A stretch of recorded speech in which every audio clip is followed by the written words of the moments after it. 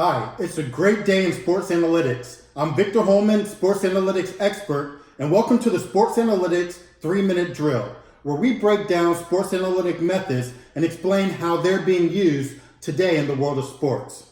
Today we're going to discuss clustering, and we're going to talk about the research conducted by Robert Ayer, the clustering and regression research, where he explains how different players in the NBA complement each other.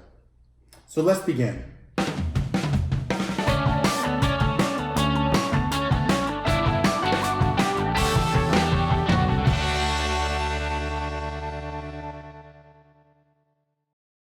Clustering, in the context of databases, refers to the ability of several servers or instances to connect to a single database.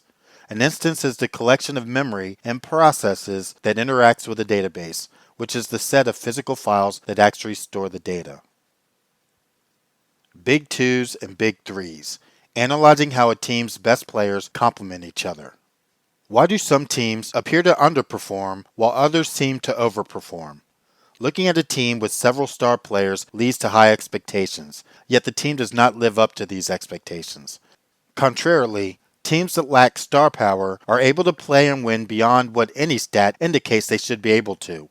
One explanation for this phenomenon is how well the players fit together and complement each other. This research in clustering and regression examines the phenomenon in order to analyze various types of combinations and which combinations lead to more wins. The research assumes that success in the NBA is primarily dependent on three factors. 1. The talent of the players. 2. The skill of the coaches. And 3. How well the team players fit together. Player talent and coaching skill are easy to analyze. Teams with more player talent and great coaching should win more games. As this is not always the case, the team fit factor must be incorporated. In this research, players from across the league were grouped together based on their similarity to each other. Variables that were looked at include offensive and defensive rebounds per game, assists, steals, blocks, and turnovers per game, personal fouls per game, field goal attempts and successes per game, free throw attempts and successes, and three-point attempts and makes per game. Players may appear in more than one group, but ideally would not appear in more than two. Talent tends to be more subjective, so how do you quantify it? In this approach, each player was evaluated based on their efficiency during the season.